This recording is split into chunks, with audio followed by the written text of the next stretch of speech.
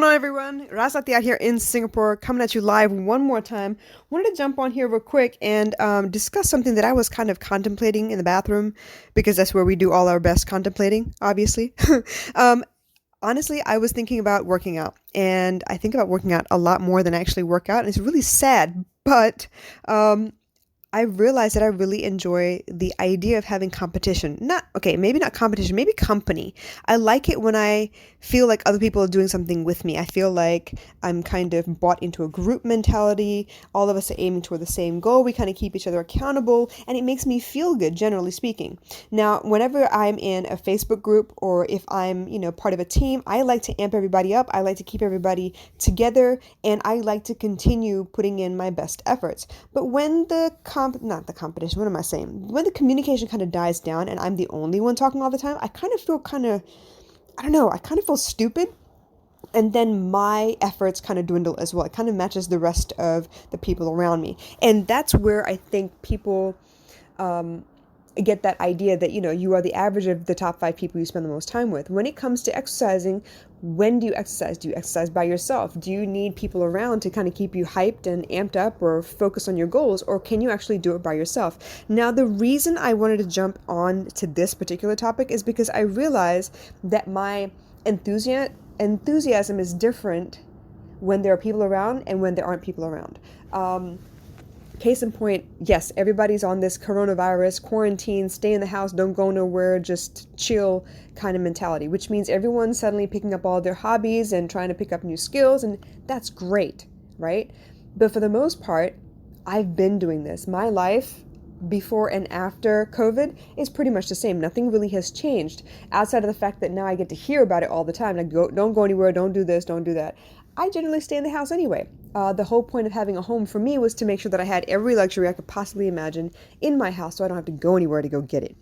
So my home is my vacation from life. But now that I'm an entrepreneur, single mom, work from home kind of situation, it's also kind of difficult to get out of that vacation mode and back into work mode sometimes. So I've had to kind of develop that muscle that makes me stay motivated and stay on task for all the things that I still need to get done, because I run a business from home. My office is on the other side of my bed, basically. So I really have found that there is a big difference between when I have people around me and when I don't have people around me, and my motivation levels. So I've had to figure out what I can do for myself to keep myself motivated. A lot of times it's lists for me.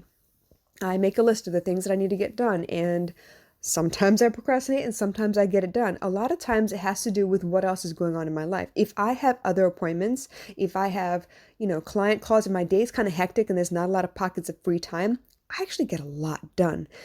When I have time to get things done, the procrastination kind of kicks in, and suddenly I find that I've wasted half the day and I'm cramming everything into the last couple of hours before I go to bed. Or I'll push it off and be like, it's okay, I'll get to it tomorrow because I still have tomorrow. So it's a very bad habit of mine, and I realized that if I had to punch a clock and go into an office, I get tons of stuff done, mostly because there are other people around me.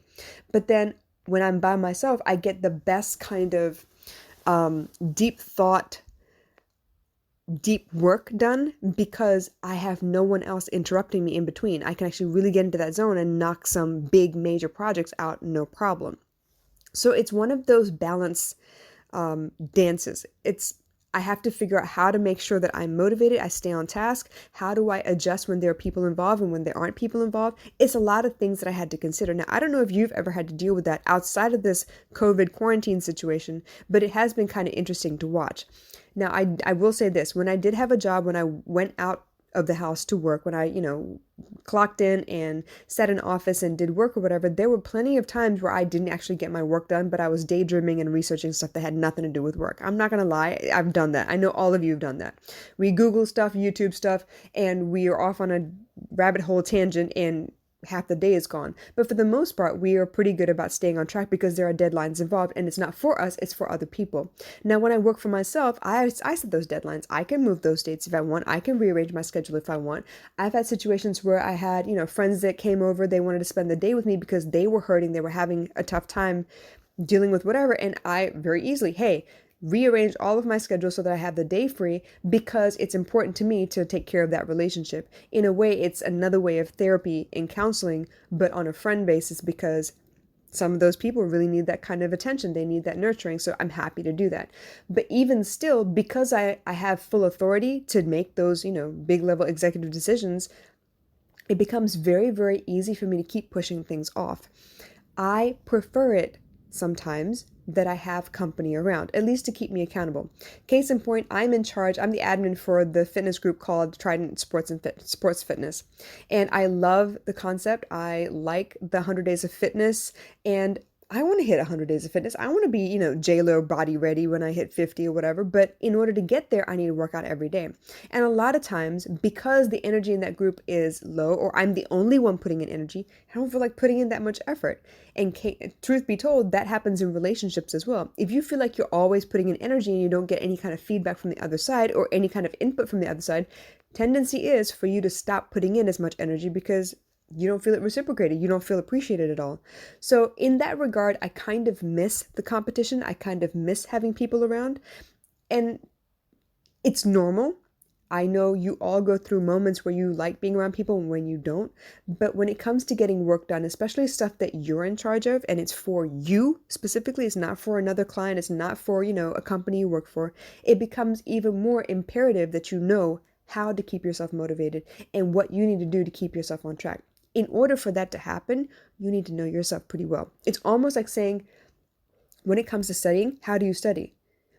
How do you remember the information best? Do you need to rewrite your notes? Do you need to listen to the lecture? Do you need audio recording of the lecture so you can go back and listen to it a couple of times and it kind of ingrains itself into your brain that way? Or do you need to watch the video or webinar online a couple of times so you can take notes? Because every time you see something, you understand something different sometimes, right?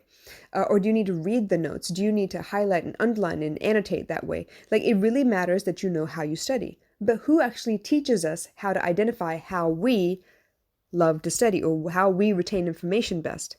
Normally they tell you what to do. They tell you have to show all your work. You have to annotate this way. You have to rewrite your notes. You have to turn in your notes for them to critique whether you did it right or not.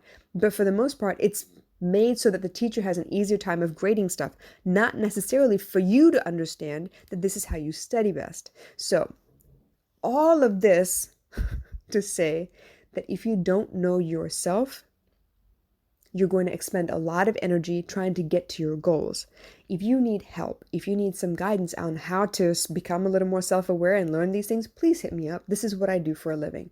So if you want to make an appointment, please send me a message. Otherwise, leave me questions, comments, anything in the description box below, and I'll be happy to answer it to the best of my ability.